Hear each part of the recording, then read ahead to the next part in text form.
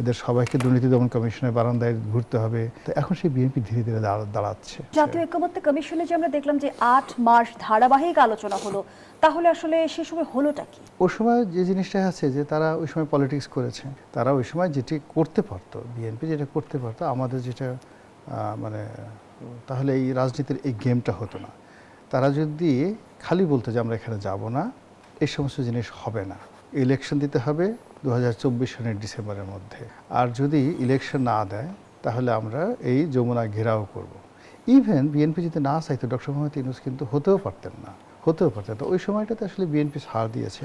আর এই বিএনপি সেই সময় জাতীয় ঐক্যমত্য কমিশনের সভায় যাওয়াটা কি রাজনৈতিক কৌশলের অংশ ছিল? না, প্রথমে আন্তরিকতা ছিল, প্রথমে আন্তরিকতা ছিল যে তারা মনে করেছে এখানে ভালো কিছু একটা হবে, কিন্তু পরবর্তীতে তাদের এই আন্তরিকতাটাকে যারা ওই কমিশনের যারা লোকজন তারা দুর্বলতা মনে করেছে। সেই দুর্বলতা মনে করে ইচ্ছা মতো তাদেরকে মানে ওই যে বাফুরাম সাপুরের মতো খেলছে, আই বাবা দেখে যা দুটো সাপ রেখে যা, ওইভাবে খেলার ফলে এখন তারা যখন দেখছে যে তাদেরকে একটার পর একটা মানে প্যাচের মধ্যে ফেলে দেওয়া হচ্ছে, তাদেরকে একটার পর একটা নাটকের মধ্যে ফেলে দেওয়া হচ্ছে। এবং এখানে ধরেন সরকারের বিভিন্ন রকম এজেন্সি আছে, গোয়েন্দা সংস্থা আছে, তো এরা সবসময় হলো প্রেজেন্ট পলিটিক্যাল পার্টি।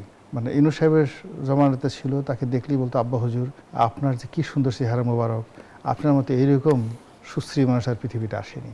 আবার এখন তারেক রহমান সাহেব আসছেন, স্যার দুনিয়াতে যদি এক পিস কেয়ামত থেকে এই পর্যন্ত হযরত আদম থেকে শুরু হয়ে থাকে কেউ মানে আল্লাহ নিজের হাতে বানিয়ে থাকে, এটা আপনাকে বানিয়েছেন, আপনার দিকে চেহারার দিকে তাকালেই আমাদের পাপ মোচন হয়ে যায়। এই হলো আমলাদের যাকে বলা হয় মানে যাকে তেলবাজি। সো সেই তেলবাজির কবলে পড়ে ডক্টর মোহাম্মদ ইউনূস এবং তাদের যারা লোকজন তারা আসলে রাজনীতিবিদদেরকে নিয়ে যেভাবে খেলার চেষ্টা করেছেন, এর প্রত্যেকটা জিনিস এই যে এখন শুরু হচ্ছে, 2 মাস গেল তো, আস্তে আস্তে আস্তে দেখবেন যে এদের সবাইকে দুর্নীতি দমন কমিশনের বারান্দায় ঘুরতে হবে, এদের বিরুদ্ধে মামলা হবে।